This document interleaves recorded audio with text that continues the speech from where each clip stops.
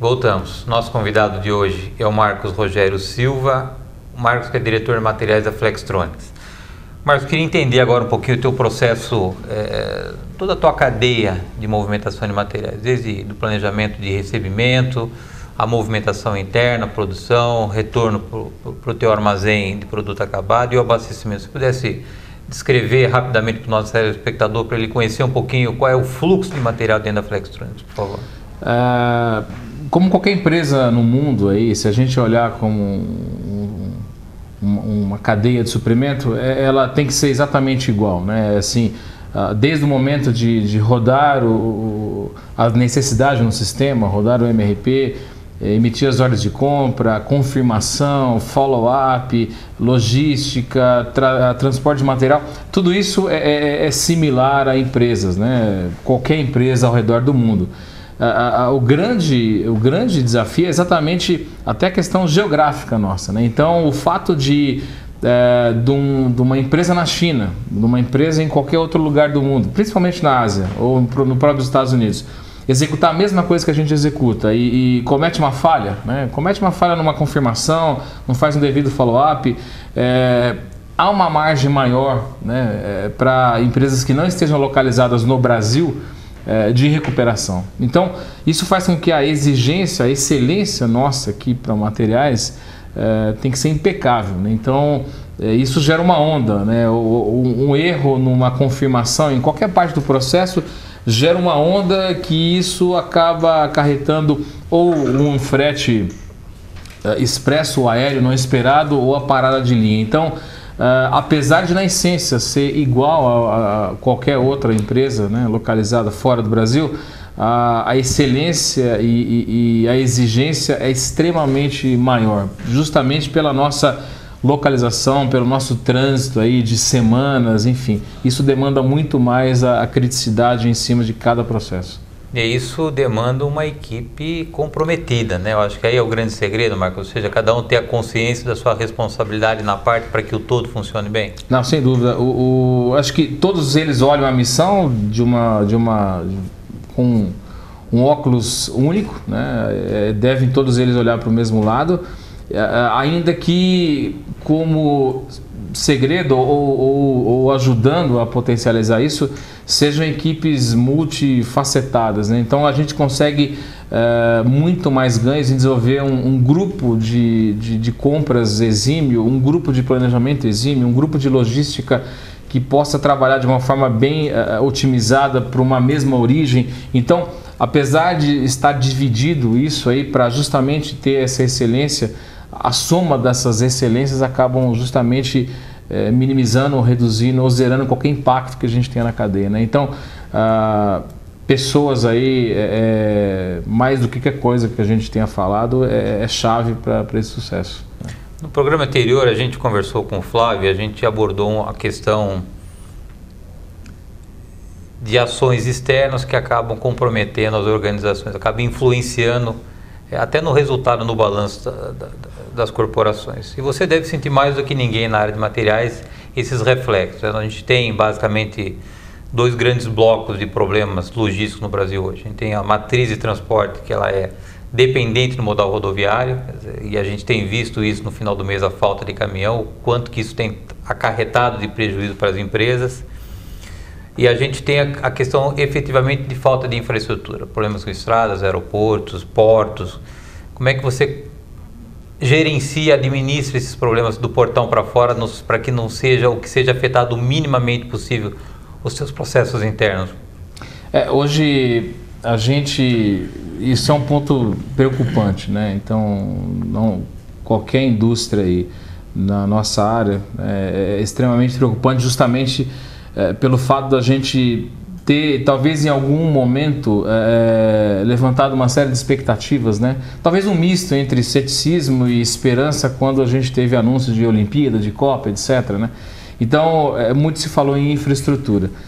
E, infelizmente, ainda um pouco descasado, né? Então, hoje a gente vê iniciativas de investimento em infraestrutura, talvez pontuais, talvez algum porto, algum aeroporto, alguma melhoria, mas que é muito aquém do que a gente precisa, né? Então, eu acho que para minimizar isso, acho que o mais básico acaba funcionando, o mais simples acaba funcionando, né? Então o fato da gente buscar sempre soluções criativas, né?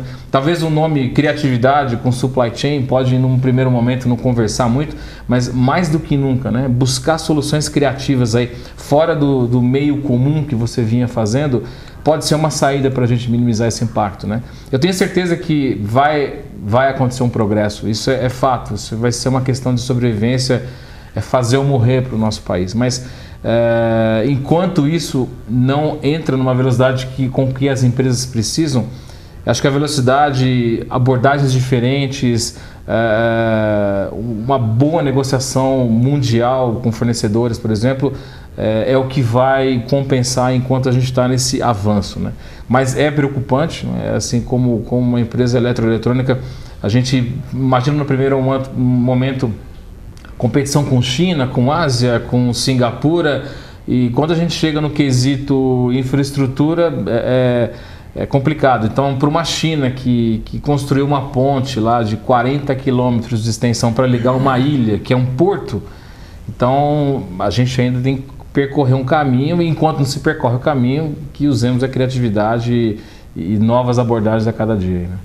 Olha, Marcos, eu até pouco tempo atrás eu presidi a Associação Brasileira de Logística e a gente tinha algum trânsito lá em Brasília com ministros, com deputados, com senadores, e a gente por diversas vezes teve em Brasília discutindo e debatendo essa questão de infraestrutura, né? Que não adianta a gente falar que a gente vai gerar empregos se você não tem estrutura para poder dar suporte para o crescimento das empresas.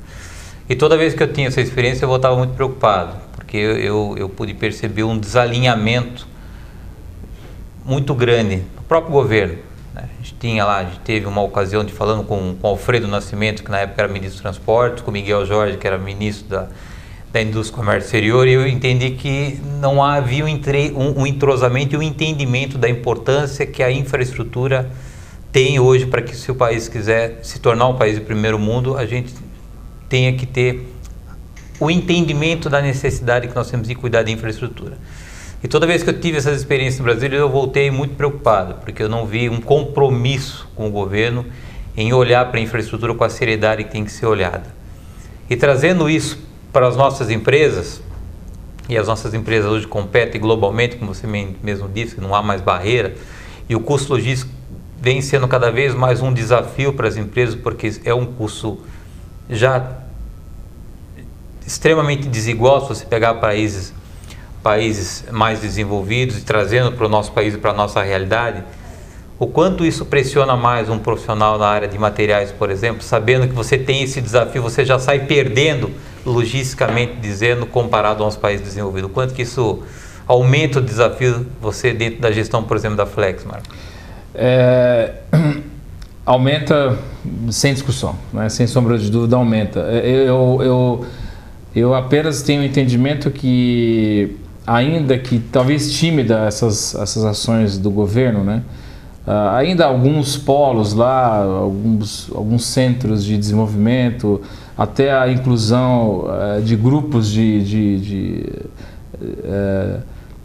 estratégia para isso, eu entendo que a gente consiga melhorar. No entanto, o desafio para os profissionais é justamente não usar isso como uma muleta, uma desculpa, né? Então, a gente sim entende, reconhece o problema, mas a cada dia, acho que cada profissional tem que abordar de forma diferente, né? Então, eu estava lendo alguma coisa esses dias aí, algo que não tem nada a ver com supply chain, mas trazido, fazendo uma analogia, um investidor americano falava que 3 perguntas para investimento. A primeira era o que a gente está fazendo, o que a gente sempre está acostumado a fazer que pode estar errado. A segunda, o que é inimaginável, e a terceira, o que o nosso cérebro pode estar enganando, né? Então são 3 perguntas que ele acaba desenvolvendo um livro bem interessante, e aí chega na linha de investimento. Fazendo uma reflexão para a supply chain, eu acho que é bem isso. Então, uma série de coisas que a gente pode estar repetindo, por que não fazer diferente? Coisas que a gente nunca fez, por que não tentar de outra forma, ainda que o problema estrutural está lá, né? Então, é uma corresponsabilidade, né? Governo e os profissionais que queiram crescer e se destacar devem fazer realmente mostrar algo diferente. Tá, a logística da Flex hoje, do portão para fora, quer dizer, a tua logística de distribuição, basicamente você utiliza qual motor? Rodoviário? Rodoviário, maior parte rodoviário, alguma coisa em cabotagem, né? A gente tem uma operação em Manaus, mas sim, a maior parte rodoviária. A gente faz exportação também, América Latina, e faz aéreo, mas grande parte rodoviária.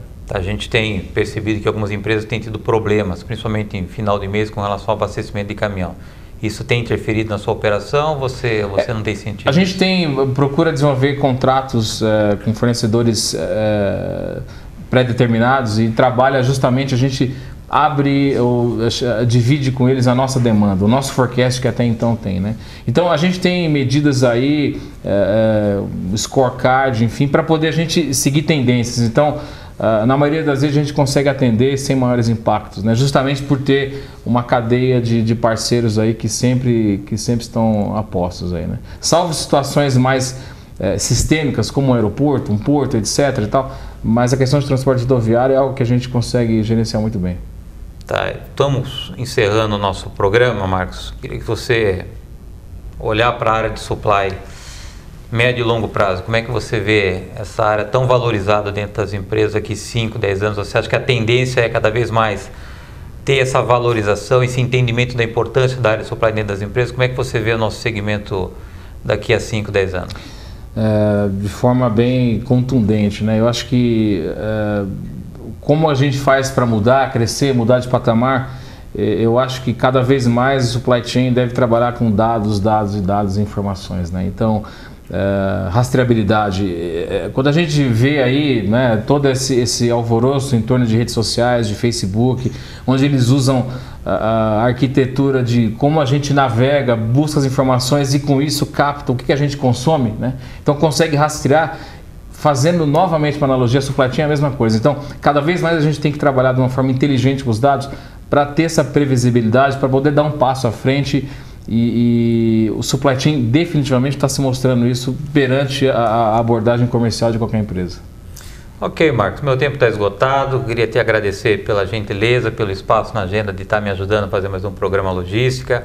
O programa fica à sua disposição. Qualquer novidade que você queira compartilhar com os nossos telespectadores, o programa está à sua disposição. Muito obrigado. Agradeço a oportunidade também e obrigado pela conversa. Obrigado. Estamos encerrando mais um programa Logística em Foco. Lembrando que o Neto vai ao ar toda quinta-feira, 8 horas da noite. Eu aguardo vocês na próxima semana. Até lá.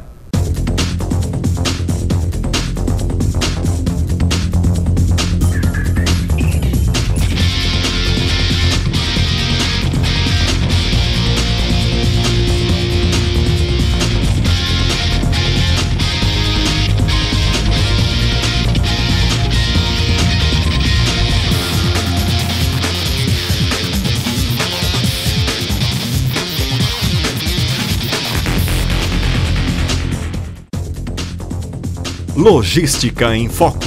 Oferecimento MDC4 Publicidade.